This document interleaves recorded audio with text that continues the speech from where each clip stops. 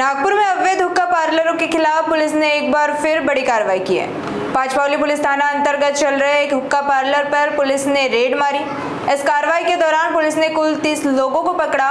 Police ने सभी आरोपियों के खिलाफ मामला दर्ज कर लिया है। बताया जा रहा है कि इस हुक्का पार्लर के संचालक और मैनेजर के खिलाफ पहले भी गंभीर आपराधिक मामले दर्ज है। मिली के इलाके में अवैध रूप से हमर हुक्का पार्लर चलाया जा रहा है। सूचना मिलते ही पुलिस की टीम ने मौके पर छापेमारी की। इस रेड के दौरान पुलिस ने हुक्का पार्लर से 26 पुरुषों और 4 महिलाओं सहित कुल 30 लोगों को हिरासत में लिया और उन पर मामला दर्ज किया है। पुलिस ने कार्रवाई के दौरान मौके से हुक्का पॉट, फ्लेवर और अन्य सामग्री मिलाकर कुल 1,16,000 रुपए का मुद्देमाल जब्त किया है। जांच में यह भी सामने आया कि इस हुक्का पार्लर के चालक और मैनेजर पुराने रिकॉर्डेड अपराधी है और उन पर पहले भी केस दर्ज है। पुलिस अब इस मामले में आगे की कानूनी कार्रवाई कर रही है।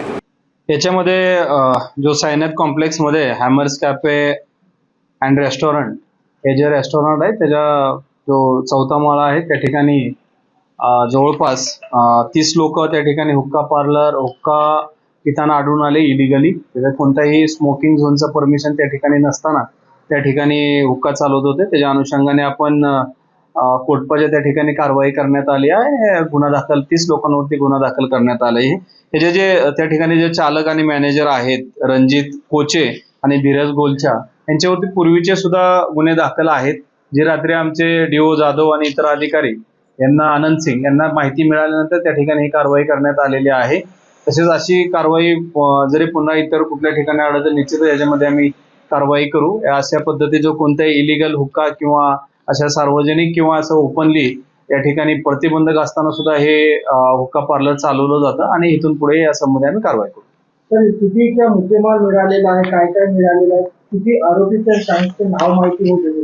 याच्यामध्ये जवळपास आम्हाला 1,16,000चा मुद्देमाल आम्ही त्या ठिकाणून जप्त केलेला आहे आणि जवळपास ह्याच्यामध्ये 30 आरोपी आहेत। त्याच्यापैकी 4 महिला आहेत आणि 26 हे पुरुष आहेत आणि त्यांची आपल्याला त्या अनुषंगाने प्रेस नोट पण दिली जाईल।